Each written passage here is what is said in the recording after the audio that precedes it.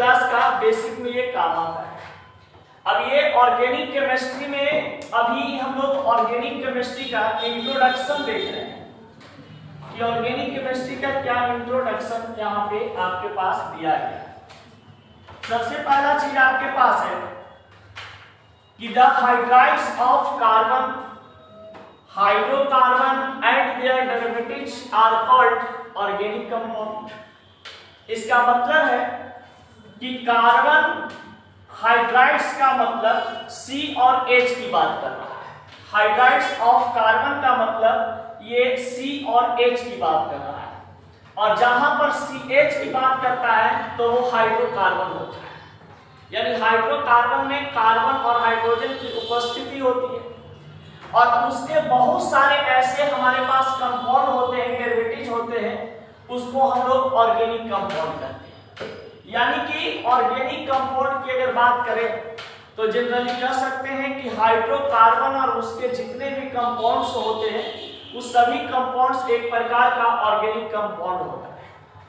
फिर कहा जाता है कि ऑर्गेनिक कंपाउंड में ऑर्गेनिक कंपाउंड जो आपके पास होते हैं इसको स्टडी हम लोग कहाँ करते हैं, तो ऑर्गेनिक केमिस्ट्री के अंतर्गत ऑर्गेनिक कंपाउंड को स्टडी करते हैं। The branch of chemistry in which deal with these compounds are called organic chemistry। ये सभी कंपाउंड्स के बारे में जहां पर स्टडी किया जाता है उस सब्जेक्ट को हम लोग, उस पार्ट को हम लोग क्या कहते हैं, ऑर्गेनिक केमिस्ट्री। यानी कि hydrides of carbon is known as hydrocarbon, hydrides of carbon is known as hydrocarbon. यानी कार्बन के हाइड्राइड्स को हाइड्रोकार्बन कहते हैं, उसके यौगिक को भी हम लोग ऑर्गेनिक कंपाउंड कहते हैं। ऑर्गेनिक कंपाउंड को अध्ययन करने का जो सब्जेक्ट है या पार्ट है, उस सब्जेक्ट या पार्ट को हम ऑर्गेनिक केमिस्ट्री कहते हैं। ठीक है, ऑर्गेनिक केमिस्ट्री का पिता बोहलर है, ये पहले लिखवाए होंगे आप लोगों को, फादर ऑफ ऑर्गेनिक केमिस्ट्री बोहलर। अब देखिए, organic compounds are essential for existence, the maintenance of life on the earth। Organic compound जो होता है, हम जो पृथ्वी पर अपना जिंदगी जी रहे हैं, इसमें सबसे बड़ा योगदान होता है ऑर्गेनिक कंपाउंड। अगर ऑर्गेनिक कंपाउंड नहीं होता तो इस पृथ्वी पर जीवन संभव नहीं होता, क्योंकि ऑर्गेनिक कंपाउंड जिस चीज को हम खाते हैं उस सभी चीज में ऑर्गेनिक कंपाउंड पाए जाते हैं। जैसे आपको पता है कि सबसे पहले रोटी की बात करें तो रोटी में आपका विटामिन, प्रोटीन पाए जाते हैं। तो विटामिन और प्रोटीन में आपका हाइड्रोकार्बन या कार्बनिक कंपाउंड की उपस्थिति होती है, जिसमें कार्बन और हाइड्रोजन की उपस्थिति होती है।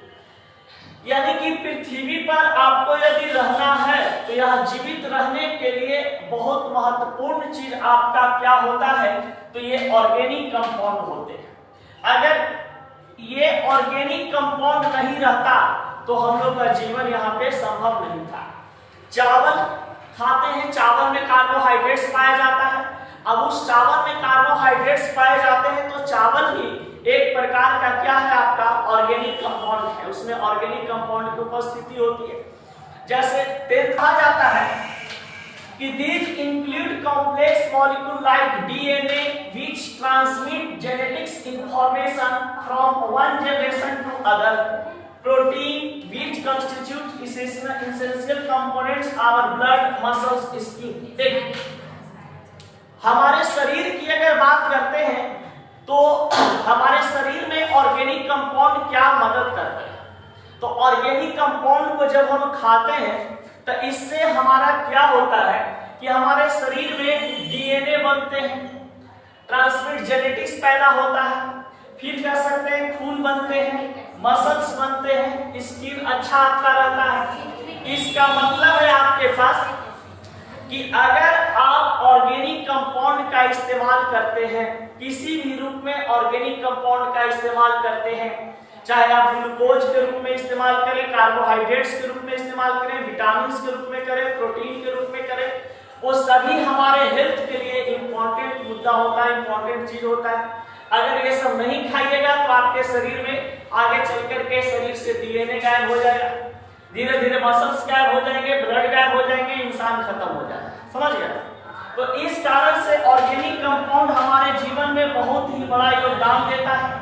अगर ये ऑर्गेनिक कंपाउंड नहीं होता तो हमारे शरीर में ये कहां से हम लोग प्राप्त कर पाते एनर्जी वगैरह। तो एक एनर्जी का सोर्स माना जाता है ऑर्गेनिक कंपाउंड। कि ऑर्गेनिक कंपाउंड जो होते हैं एक प्रकार से एनर्जी का सोर्स है जो हमारे शरीर में ऊर्जा पैदा करता है। देखते होंगे कि खाना खाने के बाद एक अलग एहसास होता है। 2-3 दिन से भूखे रहिए या शाम से आप भूखे रहो और सुबह से आप भूखे रहो, शाम में आपको खाना मिले तो टूट के लोग खाता है, नहीं खाता है। लगता है कि अंजलि को तो बहुत बार देखे कि दिन भर भूखे रहती है, कहीं निमंत्रण आया हुआ रहता था, अजाय दिन हम चौकीधानी में मार के 20 पूरी खाती है। समझ गए? 20 पूरी से कम नहीं, 2 प्लेट बुला। अब देखिए, most of the material which we use daily such as clothing, fuel, polymers, dyes and medicine are made up of organic compound। Organic compound का यूज, ऑर्गेनिक कंपाउंड जो हमारा जीवन में सबसे ज्यादा कहा जाता है कि कार्बनिक यौगिक को हम क्यों पढ़ते हैं। तो कार्बनिक यौगिक इसलिए पढ़ते हैं भैया क्योंकि हमारे डेली लाइफ से ये जुड़ा हुआ चीज है। समझ गए? ये डेली लाइफ में हम इसको यूज करते हैं, खाने पीने से लेकर के पहनने ओढ़ने तक इस सभी चीज में आपका ऑर्गेनिक कंपाउंड छुपा हुआ होता है।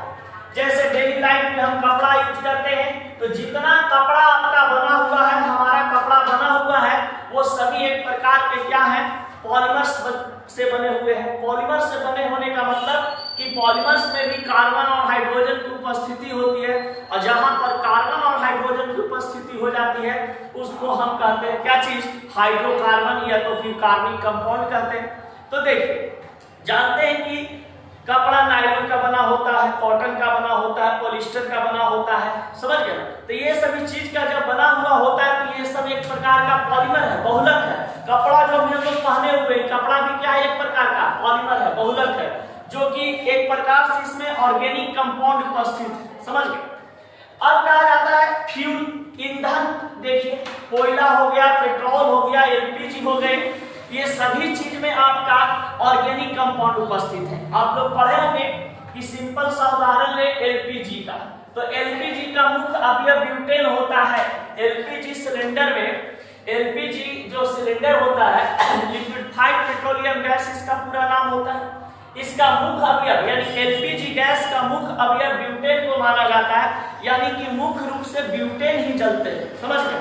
लेकिन देखते होंगे कि एलपीजी सिलेंडर को कहीं से, एलपीजी सिलेंडर से कहीं से गैस रिसाव होता है। तो गैस रिसाव होने पर उसमें से एक C2H5SH नाम का एक केमिकल बाहर निकलता है, एक गैस बाहर निकलता है, जिसको हम एथिल मेरकैप्टन कहते हैं। तो एथिल मेरकैप्टन जो है एलपीजी गैस से बाहर निकलता है तो रिसाव होने के बारे में पता चल जाता है कि एलपीजी के साथ इसको मिला दिया जाता है, एथिल मेरकैप्टन को, और जहां कहीं पर भी गैस का रिसाव होता है तो पता चलता है कि गैस मेरा क्या हो रहा है, लीकेज कर रहा है। तो ये ब्यूटेन नहीं महकता है, महकता कौन है, एथिल मेरकैप्टन। एथिल मेरकैप्टन लोग कहता है कि गैस गमक रहा है, तो जलने वाला जो गैस है ये ब्यूटेन, ये गमकता नहीं है। समझ गए? सिर्फ ज्वलनशील पदार्थ होते हैं, ये जलता है, लेकिन ये गमकता जो है C2H5SH, इसका नाम होता है इथाइल मेरकैप्टन, कहीं एथिल मेरकैप्टन भी लिखता है। अब देखिए, अब यहाँ पर पॉलीमर्स की बात करते हैं। तो पॉलीमर्स जितना भी हमारे पास देख रहे हैं यहाँ पर, पॉलीथीन हो गए, प्लास्टिक हो गए, जूता चप्पल, लेदर, चमड़ा उमड़ा का जो बेल्ट उल्ट बनता है, तो ये सभी चीज एक प्रकार का क्या चीज है, पॉलीमर। समझ गए? बहुलक। तो बहुलक का भी निर्माण किया जाता है ऑर्गेनिक कंपाउंड से, और हम लोग पॉलीमर से भी हम लोग ऑर्गेनिक कंपाउंड प्राप्त कर सकते हैं। फिर देखिए, रंग होता है, रंगने वाला जो रंग होता है, रंग हमारा रंग में भी ऑर्गेनिक कंपाउंड मिले होते हैं।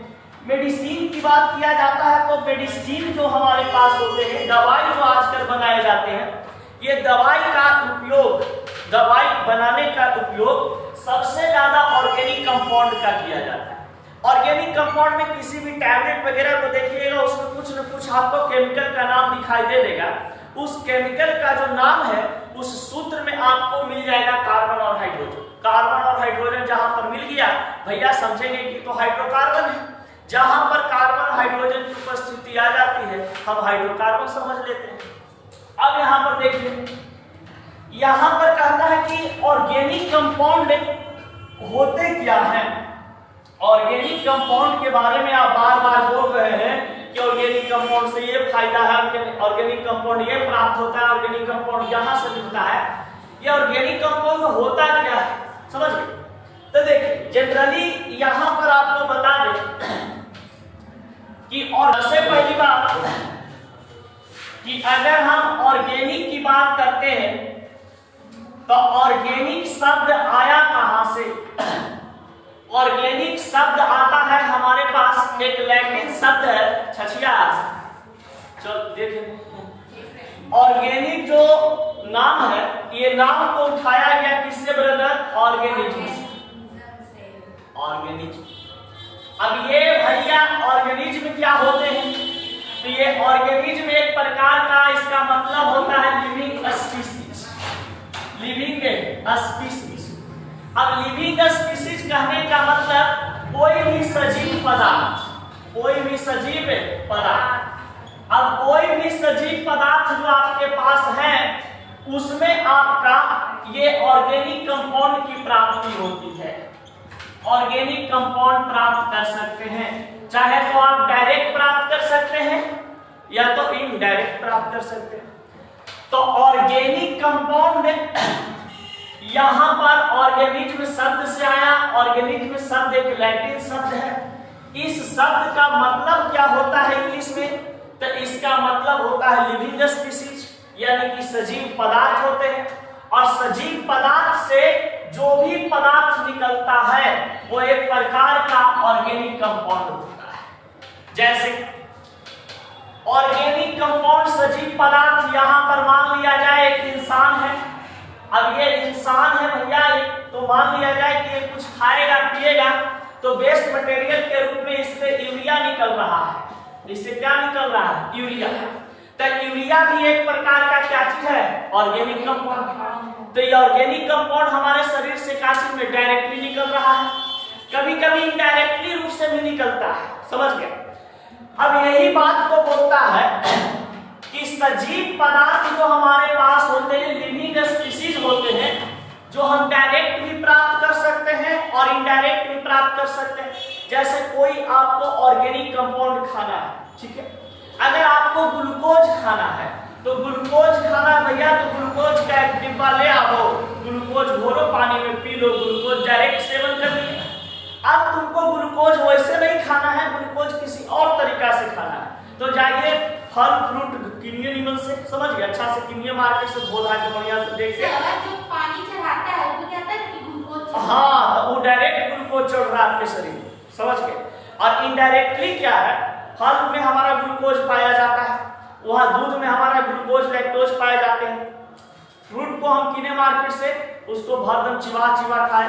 अब ऐसा नहीं कि तुरंत आप खाए हैं आपके शरीर में तुरंत इंस्टेंट एनर्जी ग्लूकोज के रूप में दे देगा, ऐसा नहीं होता है।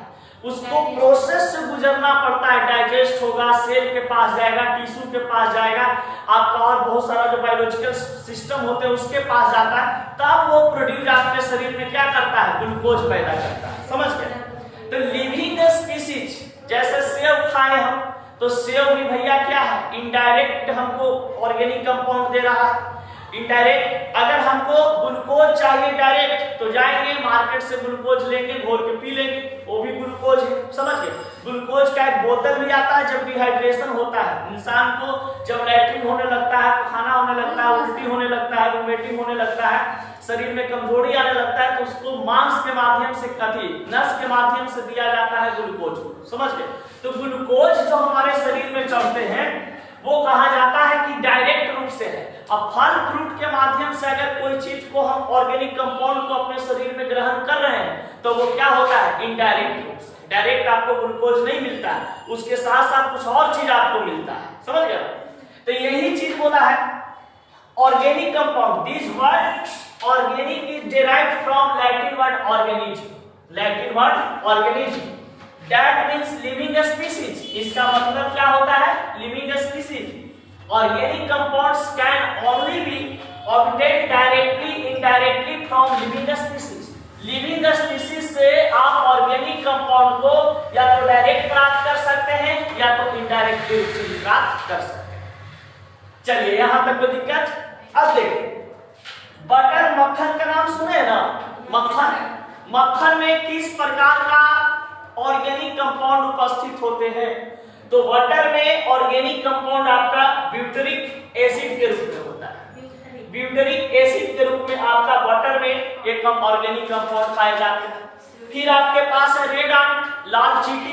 तो लाल चींटी में किस प्रकार के एसिड पाए जाते हैं? फॉर्मिक एसिड पाए जाते हैं, जिसमें कहा जाता है कि फॉर्मिक एसिड का सूत्र HCOOH होता है। अगर ये किसी को काट ले तो लहरता बड़ा बिजोड़ है, समझ गए?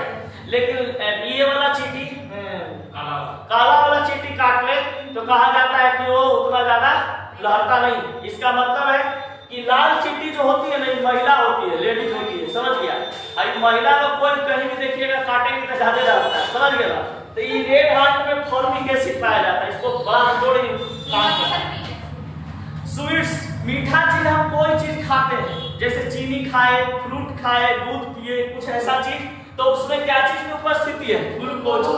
कोई भी मीठा चीज का हम जब सेवन करते हैं तो उसमें आपका ग्लूकोज की उपस्थिति होती है, और ग्लूकोज का सूत्र होता है C6H12O6। समझ गए? अब कहा जाता है विनेगर, एसिटिक एसिड। सिरका के नाम सुने हैं ना? सिरका। तो सिरका में किस प्रकार का ऑर्गेनिक कंपाउंड पाए जाते हैं? तो ये एसिटिक एसिड होता है। अब यहाँ पर है कर्ड, दही। दही का नाम सुने हो ना? दही में किस प्रकार का ऑर्गेनिक कंपाउंड पाया जाता है? तो लैक्टिक एसिड। यानी कि दही में लैक्टोबैसिलस नामक एक वायरस होता है। यदि आप दही को माइक्रोस्कोप से गलती से देख लिए तो आप दही खाना छोड़ दीजिएगा, क्योंकि माइक्रोस्कोप से लैक्टोबैसिलस नामक वायरस एकदम जैसे मट्टी में केचुआ चलता है वैसे दिखाई देता है तरह। समझ गए? और एक बार जब देख लोगे तो खदर खदर खदर खदर होने लगता है, समझ गए? हाँ, मन एकदम घिन भरेगा। खाओगे तो पूरा दृश्य याद आ जाएगा तो लगेगा कि बाप रे बाप कीड़ा ना पड़ेगा, समझ गए? यानी कहने का मतलब साफ साफ है कि दही में लैक्टोबैसिलस नामक वायरस होते हैं। वो लैक्टोबैसिलस नामक वायरस से उसमें एक नया केमिकल की उत्पत्ति हो जाती है, जिसको हम क्या कहते हैं? Lactic acid. समझ गए? तो दही में क्या होता है? लैक्टिक एसिड है। और लैक्टोबैसिलस नामक वायरस जो है ये खराब करने वाला चीज नहीं है। जब आप खाते हैं आपके शरीर में वो जाता है तो आपको वो एनर्जी प्रोड्यूस करता है, ज्यादा समय तक आपका शरीर में स्टेमिना बनाए हुए रहता है। खाली पेट अगर दही आप खाते हैं तो और अच्छा है, समझ गए? खाली पेट अगर दही आप खाते हैं तो उसमें कहा जाता है कि बहुत ज्यादा मात्रा में प्रोटीन होता है। गर्मी के दिनों में इसका उपयोग बहुत अच्छा से किया जाता है, समझ गए ना? ठंडा के दिन में तो खाइएगा तो ठंडा भी मार सकता है, समझ गए? ये था आपके पास। और किसी और चीज का होगा वहां। तो यहाँ पे जैसा याद कर लेना है कार्बन और हाइड्रोजन के बारे में कि कार्बन का वैलेंस इलेक्ट्रॉन कितना होता है? 4। वैलेंसी कितना होता है? 4। Number of bond 4। हाइड्रोजन का 1। Nitrogen phosphorus valence electron 5 3। Generally इसी का यूज ये वाला आप सीख जाओगे ना तो बस इसी का मेन यूज। और ऑर्गेनिक कंपाउंड पहचानने के लिए तो आपके पास है किसी भी कंपाउंड में कम से कम एक कार्बन एक हाइड्रोजन की उपस्थिति होती है, उसे डायरेक्ट हम क्या कर देते हैं? आप ऑर्गेनिक कंपाउंड। केमिस्ट्री नहीं, आज हम मुकाबला करते हैं नेक्स्ट क्लास।